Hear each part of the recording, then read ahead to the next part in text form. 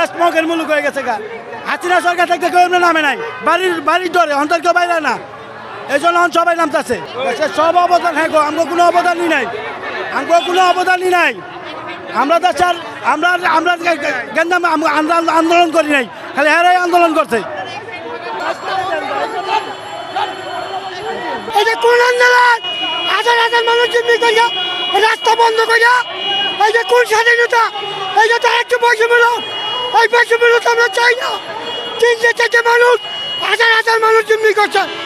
আপনারা দেখুন যে কি অবস্থা, আধা ঘন্টার উপরে 45 মিনিট না ছাড়তে আছে। আমরা আমাকে দেখেছো 30 টাকা ভাড়া, আমরা তো গরিব মানুষ, গরিবের বেড়ে রাখতে হবে। এখন থেকে বন্ধ। দেখেন তো অবস্থাটা, আপনি কত লোক, ইমার্জেন্সি লোক আছে, রুগী আছে, হ্যাঁ এনে একটা সাইড খালি করে দাও, একটা সাইডে খারাপ যাক গাড়িগুলা, মানুষের ভোগান্তিটা কমুক। তারা তা না কইরা পুরো রাস্তাটা বলক করে বই রয়েছে। আমরা চাই রাস্তার ক্লিন থাকবো।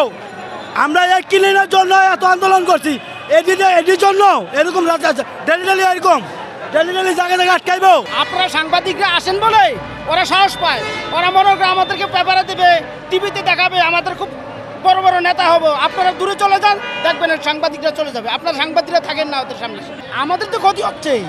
আপনারা তাদেরকে তো ফেসে উঠাচ্ছেন, ফ্রন্টে উঠাচ্ছেন। আপনারা তো তাদেরকে ফেসে যাচ্ছেন না বাধা দিচ্ছেন না, কিন্তু আমাদেরকে যে কষ্ট দিচ্ছে আপনারা তা দেখেন না, উঠে ধরেন না। আপনারা তো কিছু বলতেছেন না তাদেরকে, যে জনগণকে কেন কষ্ট দিচ্ছেন। সড়ক অবরোধ করতে পারেন, আপনারা তো একটা গাড়ি রাস্তা, একটা গাড়ি, সিঙ্গেল গাড়ি তো যেতে পারতো, তাই না?